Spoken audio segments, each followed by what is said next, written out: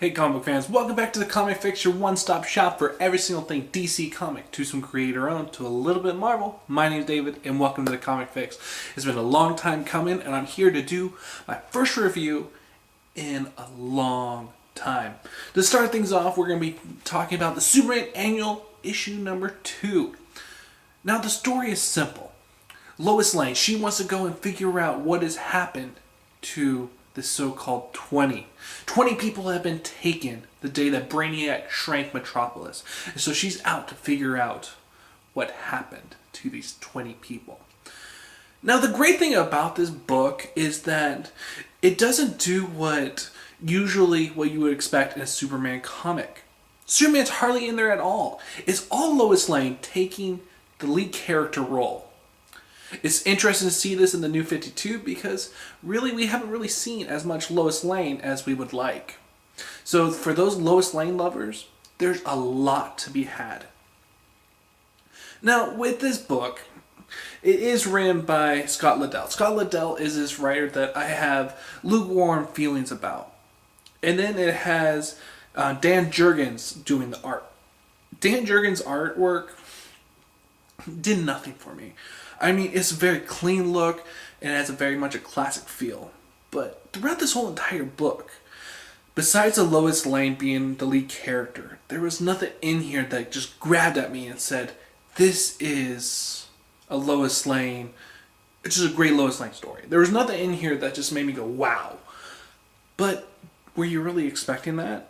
For a $4.99 book, you have to expect that. For all that money you're cashing out, you expect the best. What we get in here is a little bit mediocre to just plain out lazy. There's a point in this book where the writer, he kind of jumbled up a sentence, and you would think an editor would find that out and fix it. Well, he didn't. And you would just think that maybe the editor was reading this crap and being like, I'm a little bit bored. Oh, I passed up a big old mistake. But overall, this book has something for the Lois Lane lovers. And it's great to see her take the leading role in this annual. Maybe we'll see more stories of Lois Lane, and let's hope so. So in the end, I'm going to give Superman Annual Issue number 2 a 2.5 out of 5. After the Superman Annual, of course, my next book that I'll be reviewing is Batman Annual Issue number 2. Jeremiah Arkham has asked Batman to come and test out his new facility in Arkham Asylum. Batman's job is to break out of Arkham Asylum. And so this premise that we have been given is so interesting. Now, without Scott Snyder at the helm of the book, just doing the scripting, could a new writer kind of bring a new flavor into the Batman series? Well, in this case, yeah, it actually did.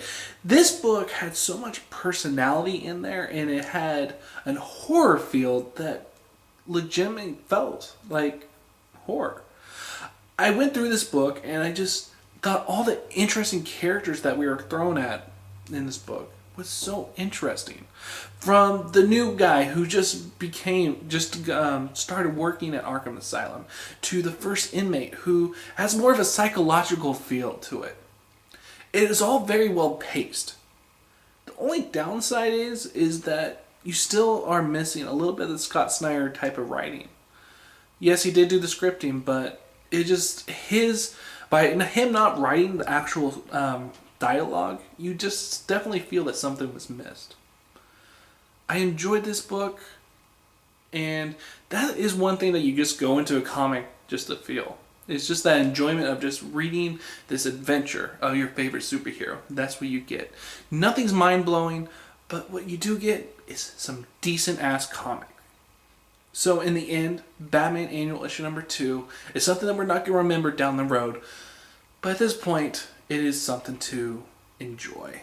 So in the end, I'm going to give Batman Annual Issue number 2 a 3 out of 5. The last book that I'm going to be reviewing for this video is The Flash Annual Issue number 2. This book is a book that I didn't really expect much from. What we see here on the cover is we see the Green Lantern and the Flash. Now, in the New 52, there hasn't been really any interaction with the Flash and Green Lantern. So I didn't really know what to expect. But in here we get the first story, or the first meeting of Green Lantern and the Flash.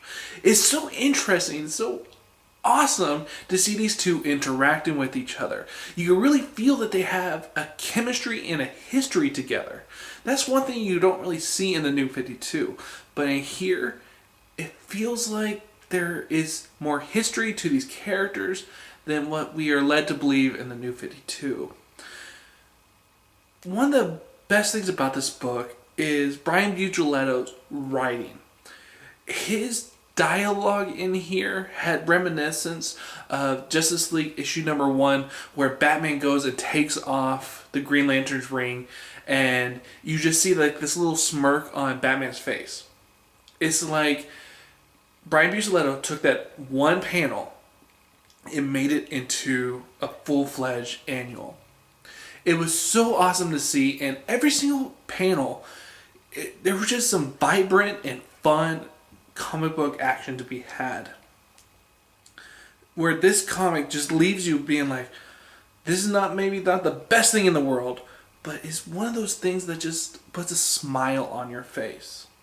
And what's better than that? This comic's not going to win any awards, but what this comic is going to do is just going to make you smile. And for that, the Flash Annual issue number 2 gets a 4 out of 5.